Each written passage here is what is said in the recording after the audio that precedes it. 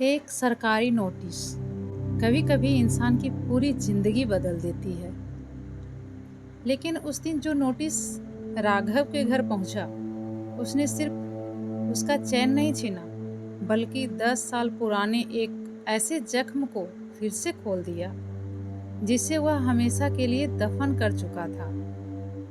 लिफाफे पर लिखा था, आपको 3 दिन के भीतर जिला कलेक्टर कार्यालय में उपस्थित होना अनिवार्य है।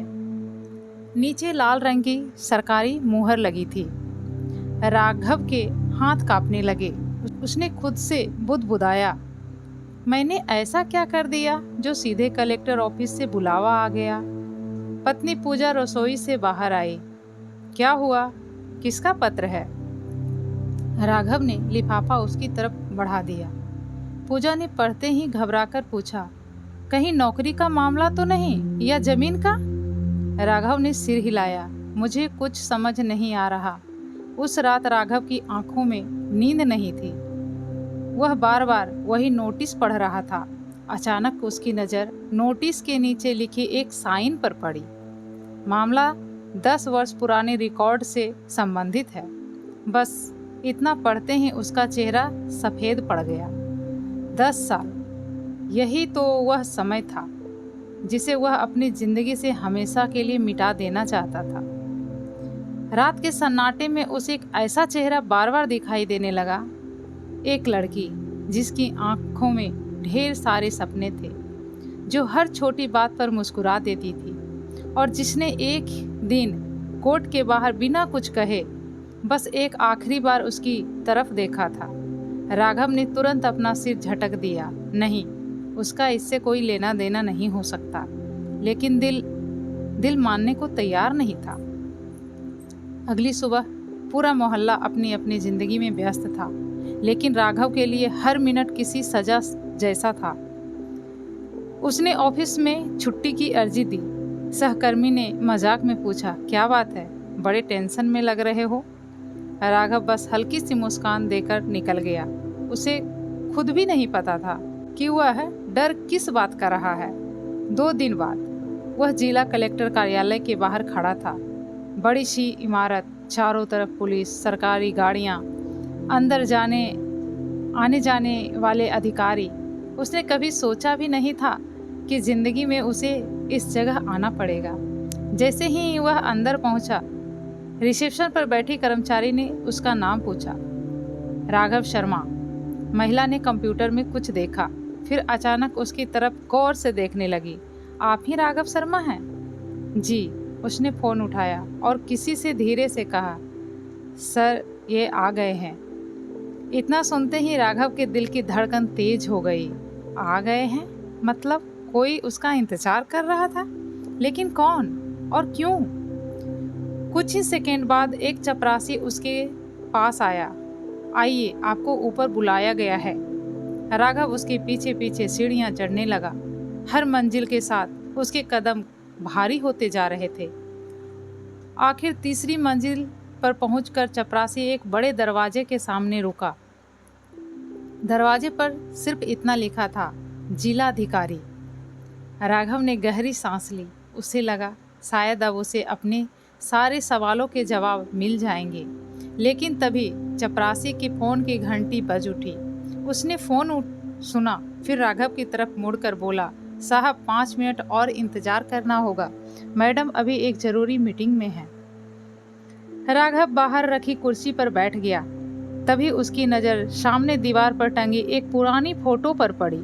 उसी फ़ोटो में 10 साल पुराना एक सरकारी कार्यक्रम था, और फोटो में बिल्कुल कोने में उसे एक ऐसा चेहरा दिखाई दिया जिसे वह अपनी पूरी जिंदगी भूलना चाहता था।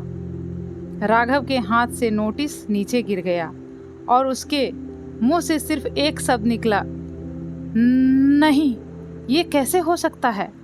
राघव की नज़र उस पुरानी तस्वीर पर जम गई। वह तस्वीर 10 साल पुराने बेटी शिक्षा अभियान के उद्घाटन की थी। फोटो के बिल्कुल पीछे भीड़ में एक लड़की खड़ी थी। सफ़ेद सलवार सूट, हाथों में किताबें और चेहरे पर वही मासूम मुस्कान। राघव की सांसें तेज हो गई।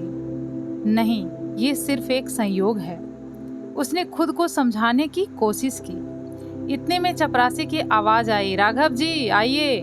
राघव धीरे धीरे जिला अधिकारी कक्ष की ओर बढ़ा। दरवाजा खुला, लेकिन अंदर की बड़ी कुर्सी खाली थी। सामने एक वरिष्ठ अधिकारी बैठे थे। उन्होंने बिना ऊपर देखे कहा, बैठ जाइए। राघव बैठ गया। कमरे में कुछ पल तक सन्नाटा छाया रहा। फिर अधिकारी ने एक पुरानी फाइल उसके सामने रख दी।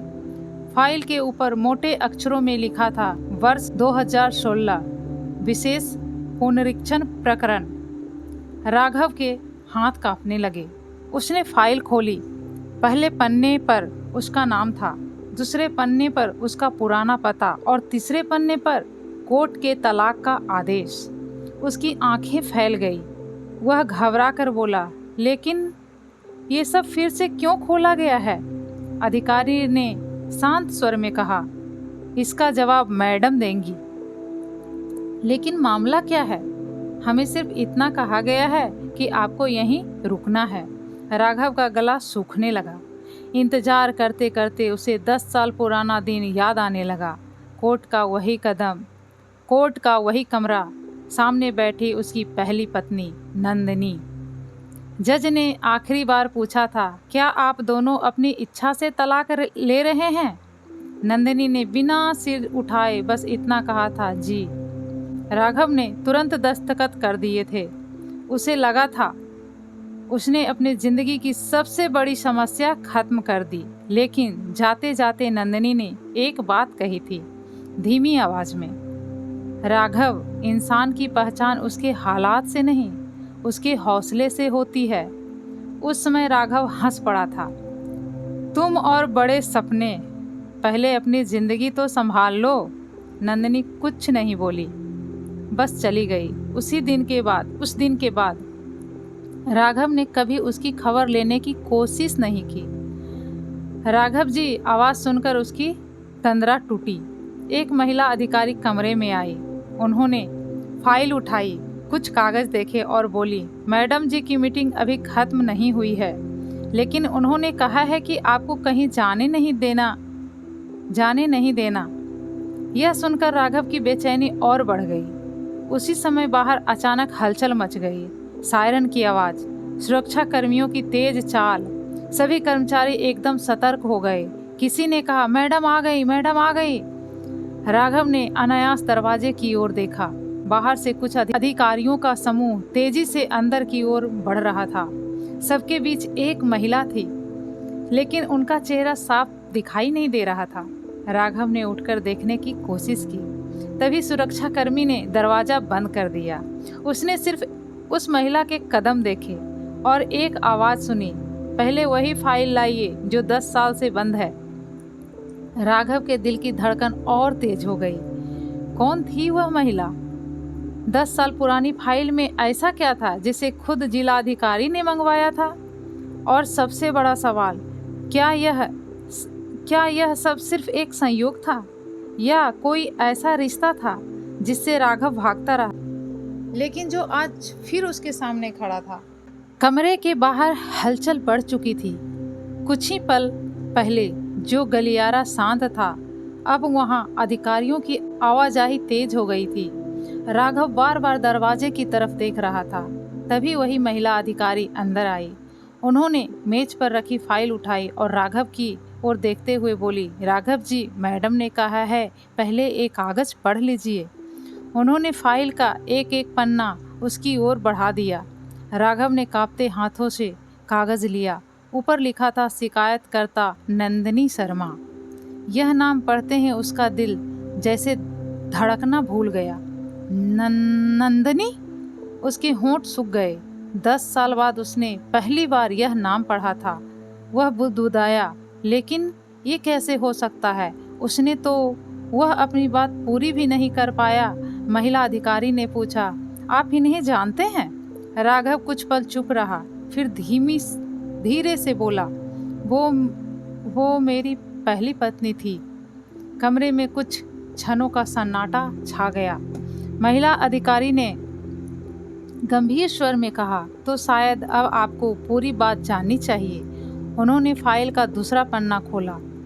उसमें 10 साल पुराना एक आवेदन लगा था। तारीख तलाक के सिर्फ 3 दिन बाद की थी। आवेदन में लिखा था, मैं अपनी पढ़ाई जारी रखना चाहती हूँ, कृपया मुझे छात्रवृत्ति दी जाए। नीचे हस्ताक्षर से थे नंदिनी शर्मा। राघव की आंखें फैल गई। उसे याद आया नंदिनी शादी के बाद भी पढ़ना चाहती थी, लेकिन उसने ही कहा था घर की बहुएं किताबें नहीं घर संभालती है। उसे नंदिनी की सारी किताबें एक बक्से में बंद कर दी थी। उस दिन नंदिनी बहुत रोई थी, लेकिन उसने हार नहीं मानी थी। राघव की आंखों के सामने एक एक दृश्य घूमने लगा। एक रात नंदिनी छत पर बैठकर पढ़ रही थी। राघव ने किताब छीन ली थी। आईएएस बनोगी? उसने हंसते हुए कहा था। आईएएस बनोगी? पहले ठीक से रोटी बनाना सीख लो। नंदिनी ने उस रात सिर्फ एक बात कही थी, सपनों का मजाक मत उड़ाइए, कभी कभी वह सपने इंसान की पहचान बन जाते हैं। राघव ने उस बात पर ध्यान ही नहीं दिया। वर्तमान में लौटते हुए उसने फाइल का अगला पन्ना पलटा। उसमें छात्रवृत्ति स्वीकृत होने का पत्र था। फिर अगले पन्ने कॉलेज, विश्वविद्यालय, प्रतियोगी परीक्षाओं के रिकॉर्ड। लेकिन जैसे ही वह अगला पन्ना पलटने वाला था, महिला अधिकारी ने तुरंत फाइल बंद कर दी। बस आगे की फाइल मैडम खुद दिखाएंगी। राघव बेचैन हो उठा। कृपया सिर्फ एक बार बता दीजिए नंदिनी कहाँ है? महिला अधिकारी मुस्कुराई, लेकिन कुछ नहीं बोली। उसी समय बाहर से तेज आवाज आई, मैडम ने राघव जी को अंदर बुलाया है। राघव के पैरों में जैसे जान ही नहीं बची। वह धीरे धीरे उठा। हर कदम के साथ उसका अतीत उसके सामने खड़ा हो रहा था। दरवाजा खुला। कमरे के अंदर बड़ी सी कुर्सी खिड़की की ओर घूमी हुई थी। कुर्सी पर कोई बैठा था, लेकिन चेहरा अभी भी दिखाई नहीं दे रहा था। राघव ने कांपती आवाज में कहा, मुझे बुलाया गया था। मुझे बुलाया था। कुछ सेकंड तक कमरे में खामोशी रही।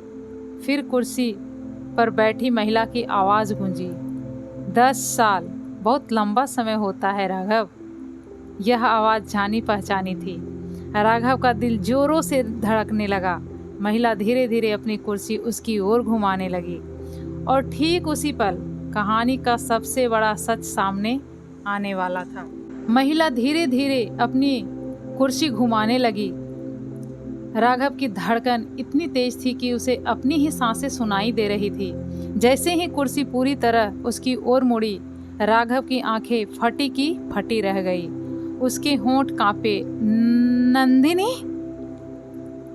सामने वही नंदिनी बैठी थी, लेकिन अब वह पहले वाली कमजोर लड़की नहीं थी।